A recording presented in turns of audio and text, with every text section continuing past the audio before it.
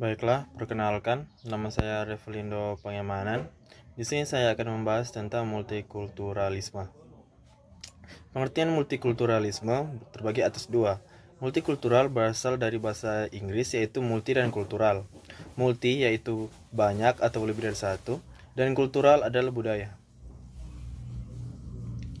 Pengertian multikulturalisme dari seorang ahli. Menurut Asmaryuddin Ezra, multikulturalisme pada dasarnya adalah pandangan dunia yang kemudian dapat diterjemahkan dalam berbagai kebijakan, kebudayaan yang menekankan tentang penerimaan terhadap realitas keagamaan, pluralitas, dan multikultural yang dapat dalam kehidupan masyarakat. Multikultural juga dapat dipahami sebagai pandangan dunia yang kemudian diwujudkan dalam kesadaran politik.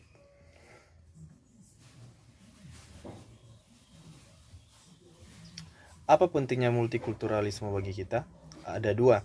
Melalui multikulturalisme, masyarakat diajak untuk menjunjung tinggi toleransi, kerukunan, dan perdamaian, bukan konflik atau kekerasan dalam arus perubahan sosial. Juga lewat multikulturalisme, kita diajarkan untuk bersedia menerima kelompok lain secara sama sebagai kesatuan tanpa mempedulikan perbedaan budaya, etnis, gender, bahasa, ataupun agama. Masyarakat multikultural Indonesia ada tiga, yaitu multikultural secara substansi semuanya tidaklah terlalu asing bagi bangsa dan negara Indonesia. Para bapak yang bangsa telah menyadari keberagaman bangsa ini, antara lain kepelbagaian budaya yang pada satu sisi merupakan kekayaan yang patut disyukuri, namun pada sisi lain dapat menjadi sumber konflik. Oleh karena itu, mereka mengikat berbagai perbedaan itu dalam semboyan Bhinneka Tunggal Ika, artinya berbeda-beda tetapi tetap satu. Berikut prinsip Indonesia sebagai Bhinneka Tunggal Ika, mencerminkan meskipun Indonesia merupakan negara multikultural, tetapi tetap terintegrasi dalam persatuan dan kesatuan Indonesia, merupakan sebuah negara kesatuan dari banyak unsur. Yang ketiga, kepelbagaian itu terdiri atas keadaan geografisnya, berbagai latar belakang sosial ekonomi, sosial politis, sosial religius, sosial budaya, tata cara kehidupan, dan lain sebagainya. Kepelbagaian suku, bangsa, budaya, geografis, adat istiadat, kebiasaan, pandangan hidup, maupun agama dijamin oleh UUD 1945 dan Pancasila sebagai dasar negara. Apa kata Alkitab mengenai multikulturalisme? Dalam kitab Perjanjian Baru, Galatia 3 ayat 28 tertulis, semua manusia yang berasal dari berbagai suku, bangsa, dan kelas sosial dipersatukan dalam Kristus.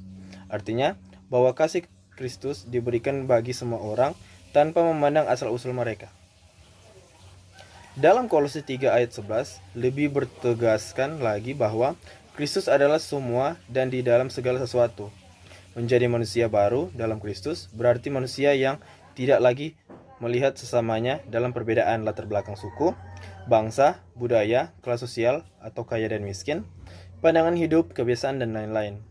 Menjadi manusia baru artinya orang beriman yang telah menerima keselamatan dalam Yesus Kristus, wajib menerima, menghargai, dan mengasihi sesamanya tanpa memandang berbagai perbedaan yang ada.